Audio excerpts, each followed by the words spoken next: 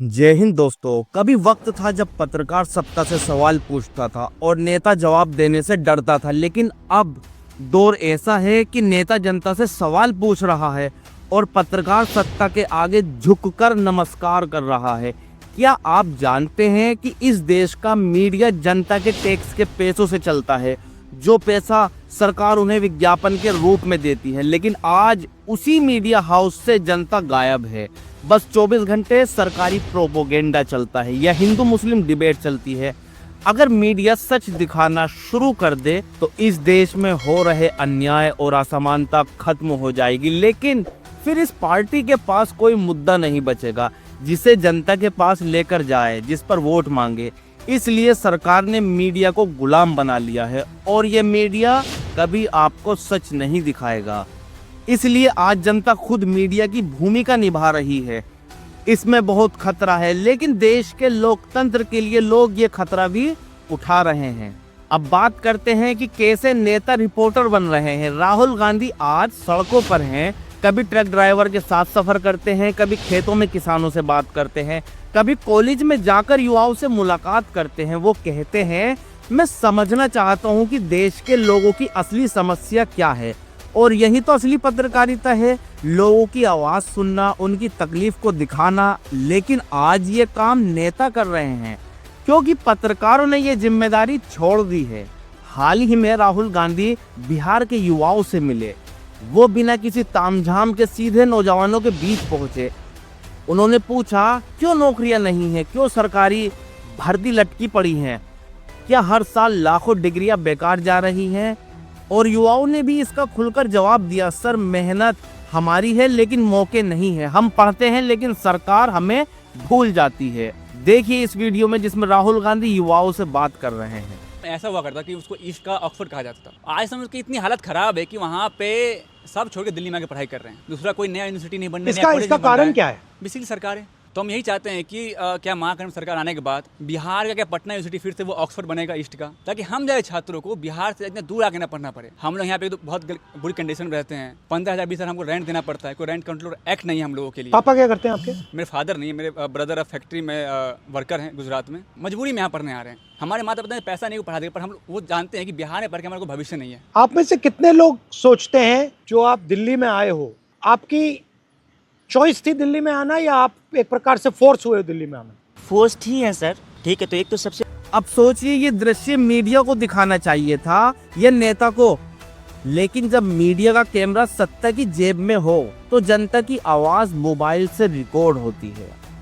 अब जरा दिल्ली की तरफ चलिए, वहां आम आदमी पार्टी के नेता सौरभ भारद्वाज कैमरा लेकर निकलते हैं। ना कोई क्रू, ना कोई रिपोर्टर। वो एक फेक घाट पर जाते हैं जहां बीजेपी सरकार ने जनता के पैसों से नकली घाट बना दिया, सिर्फ फोटो और प्रचार के लिए। देखिए इस वीडियो में जहां सौरभ भारद्वाज दिखा रहे हैं असली हकीकत। नमस्कार दोस्तों, इस वक्त हम वासुदेव घाट पे खड़े हैं।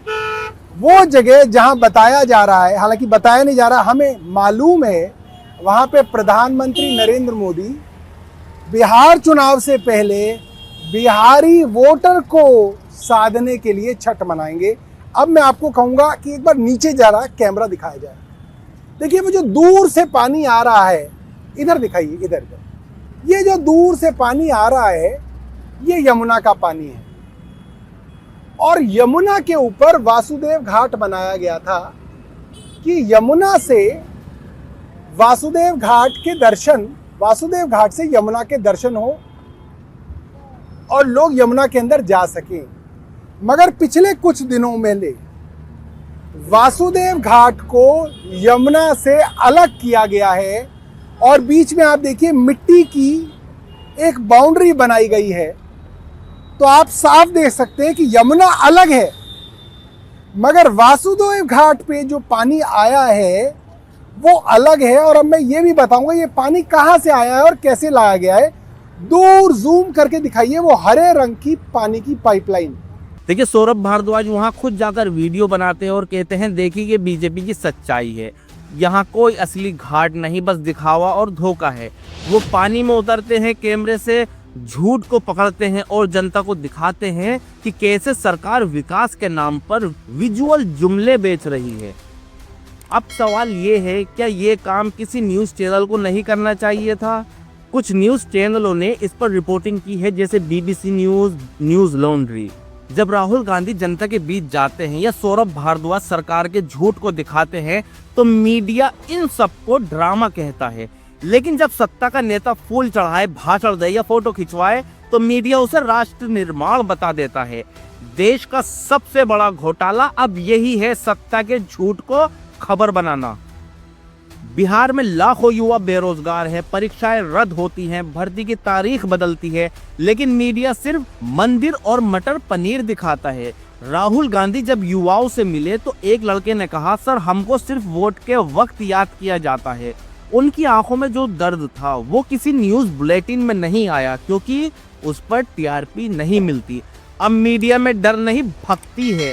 हर स्टूडियो में एक मंदिर जैसा माहौल बना है, जहां सवाल नहीं होते, बस आरती होती है। पत्रकार अब रिपोर्टर नहीं, रीडर बन गया है, सरकार का लिखा हुआ स्क्रिप्ट पढ़ने वाला। लेकिन इस अंधेरे में भी कुछ रोशनी है।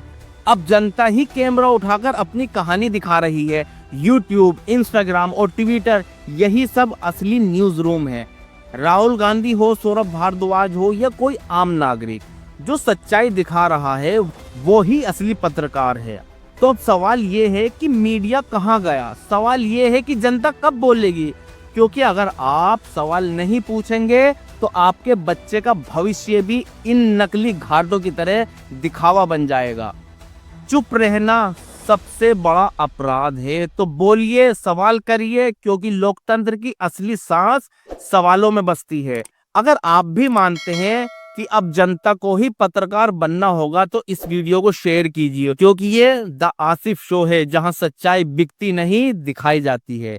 धन्यवाद। जय हिंद।